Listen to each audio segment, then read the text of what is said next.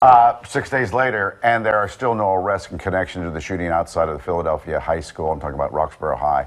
That left 4 football players injured and another dead. Nicholas. There he is. Elizalde, just 14 years old. Of course, the two teams were scrimmaging. He was shot and killed as he was leaving. Right, his mother heard the shots, ran and saw his cleats, knew it was him.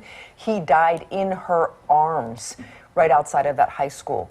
We've learned about his services. He will be laid to rest this week. There will be a visitation that will be happening tomorrow from 4 to 6. That's over at the Khadijah Alderman Funeral Home. That's at 1924 West Hunting Park Avenue. And then the service will be on Wednesday at 1 o'clock in the afternoon at Philadelphia Masjid at the 4700 block of Wyalusing Avenue.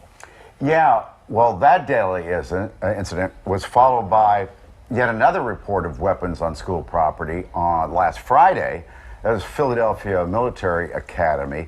Went into lockdown briefly. And then the day before, on Thursday, we had a lockdown at Boys Latin Middle School, and then it switched over to Boys Latin High School.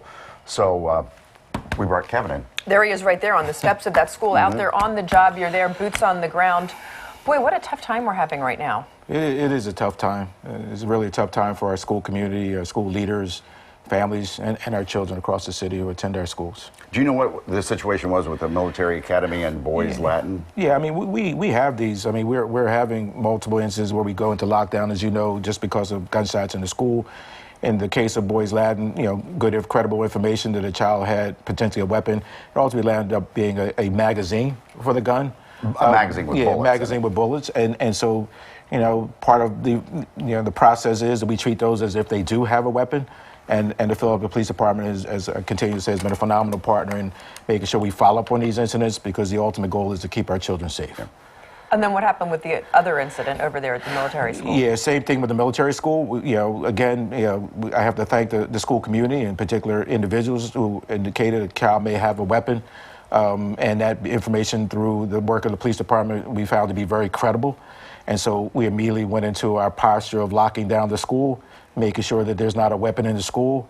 We're still investigating that matter. We did not find a weapon, but I often tell, you know, a lot of parents were upset on location, but you know, these are my kids. I treat them as my kids, and as a result, we want to make sure that their children are safe, and sometimes that can be a little disturbing.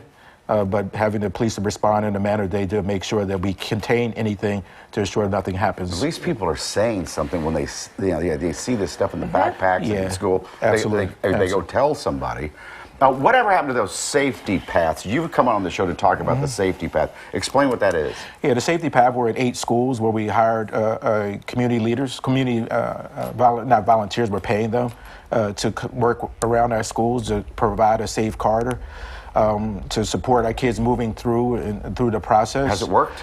I mean, it's early in the process, right? We're not that far into school. We have safe path personnel up at Roxborough, but they ended early. But the question is, you know, based on what we saw and what you saw, these are unarmed individuals, community providers, who are really looking to move our kids through the process, watching that conversion behavior.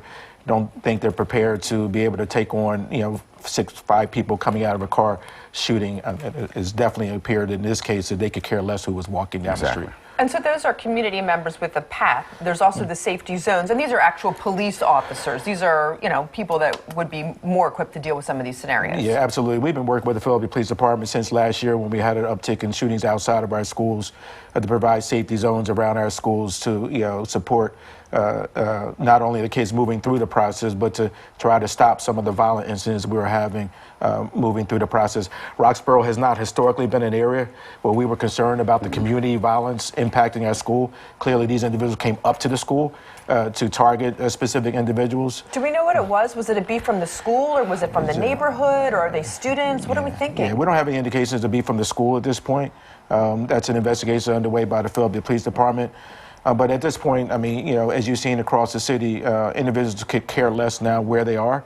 I've shared before that schools used to be a safe place. As a kid growing up, you never came to the school. I've never, ever thought that I'd be worried about my children getting shot leaving a school building or leaving from a playing football in practice. And so all of that is just unacceptable. Have you heard about kids not coming to school, just staying at home? Well, I think just like anything else, parents, I mean, we did have a lower enrollment coming after the incident at Roxborough, but we're going to continue to work to keep our schools safe. Dr. Watson has given me my charge to support that, and I will continue to do that to the best of our ability. But I also can't, a parent who has a child today, they have some concerns, but we have to continue to maintain the safety of our schools and the safety of our schools. We're down about 700 to 800 cops in Philadelphia now, and that doesn't help. You can't get to a scrimmage, much less to a game, or vice versa. Yeah. Chief, thank you. Yeah, I appreciate you having me in. Thank you. Of course.